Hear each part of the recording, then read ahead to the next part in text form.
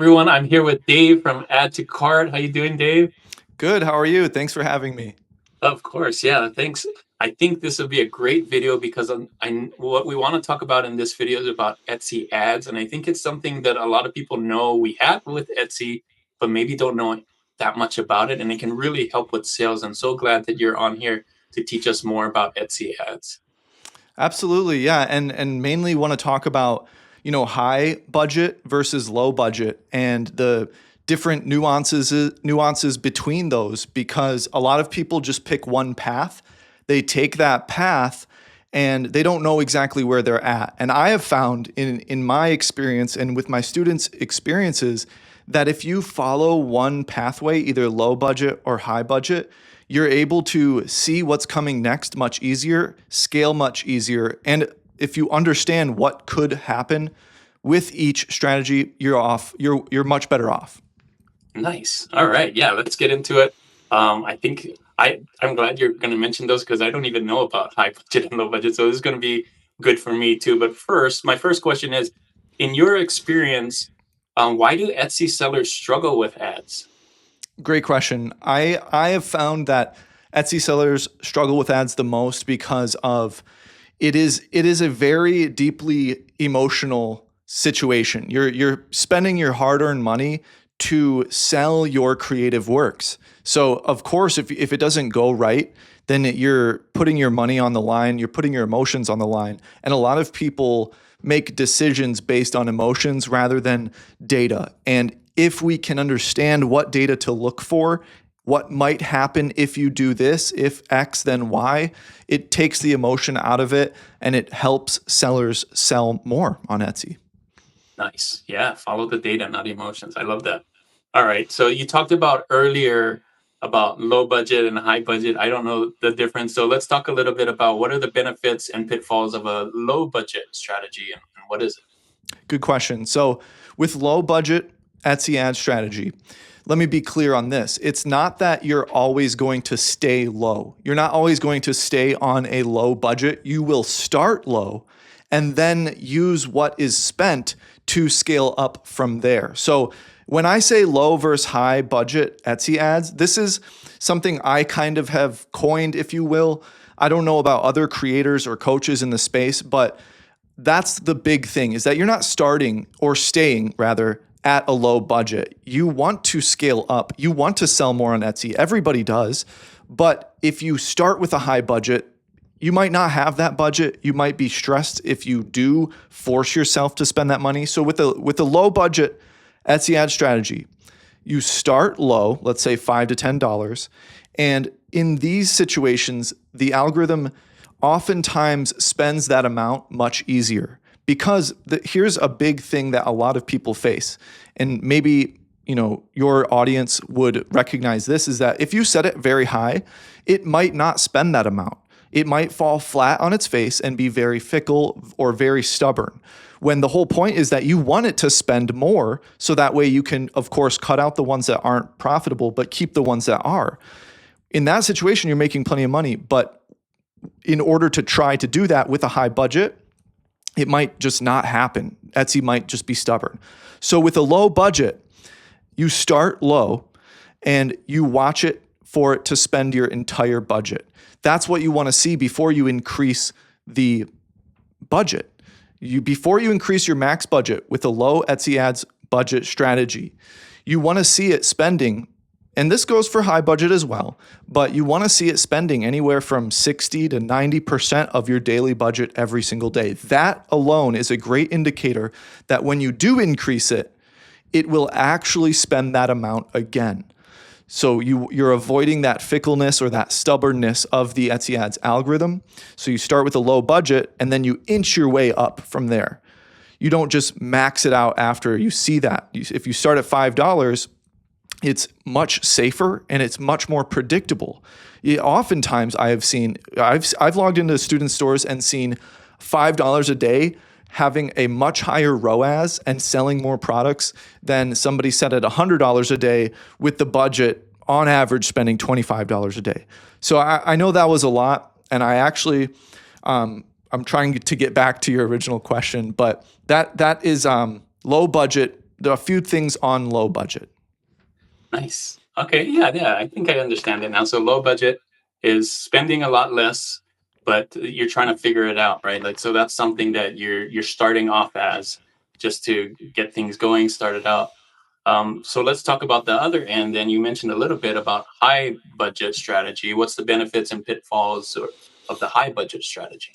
Good question. So when you want to be more aggressive and or there's less on the line, or you're willing to take the risk, because like I said, if you set the budget very high, you run the risk of it falling flat on its face and not spending as much. And if you're in a situation where you're like depending on one store for your income, taking that risk can be very, very risky. So if you're willing to take the risk and you want to max out your budget or go very close to what Etsy is giving you as a max, then obviously that's what high budget is. You go very high with your budget and you see what happens. Now, one of two things is going to happen with a high budget Etsy ads strategy. It's either going to spend that amount, which is good, that's great. We'll get to that in a moment. Or it's going to fall flat on its face. That's the risk aspect. But when it does actually spend that amount, the next thing that you need to do is turn off ads that are not profitable. A lot of sellers fail at this moment. When they see a lot of spend, they'll have a mixture of listings that are profitable, listings that are not profitable, and then their overall campaign looks like a 1.2 ROAS or even lower than one or something like that, and it's not adding actual money to their bank account. So what happens? Emotions kick in and they turn everything off. They turn the whole campaign off, or they decrease the budget. But this is a really important thing to catch here. If you see your campaign spending very close to your max budget or spending a lot, period, that's actually a very good spot to be in. The next step from there is to cut the listings from the campaign that are not profitable, and they might hide from you. You might see higher revenue than spend and think that's profitable, but you actually need to know what your comfortable cost per conversion is, or how much you can comfortably spend and profit after one sale. And that is where a lot of people get confused as well. So to answer your original question, what a high budget looks like is you take the risk of Etsy's algorithm falling flat on its face and refusing to spend anything. You max your budget out, or you're very close to your max. What you want to look for is it's spending close to that match, 60 to 90%. But if you stick with that, you want to add more listings. You want to add more fuel to the fire. The thing is, no matter what, where you're at with your Etsy ad journey, if you're adding new listings, new designs, whatever it may be, at a consistent rate, you're always giving the algorithm or the campaign, your Etsy ads campaign, a chance to find a new winner, because not all of them are going to work out. That's just a matter of fact. It's just statistically true. So if you're always giving more fuel to the fire, that will really, really help you. And that's one thing to always keep in mind. Nice. Okay. Now I think I'm pretty clear on what the difference is between low budget and high budget strategy is. Now, and you mentioned a lot on when to use this, but can you make it maybe a little bit on how does a Etsy seller know which one to pick? Because there's both of them. And I know in the beginning it sounds like you picked this low budget one, but are there other ways to look at on when to pick a low budget and a high budget?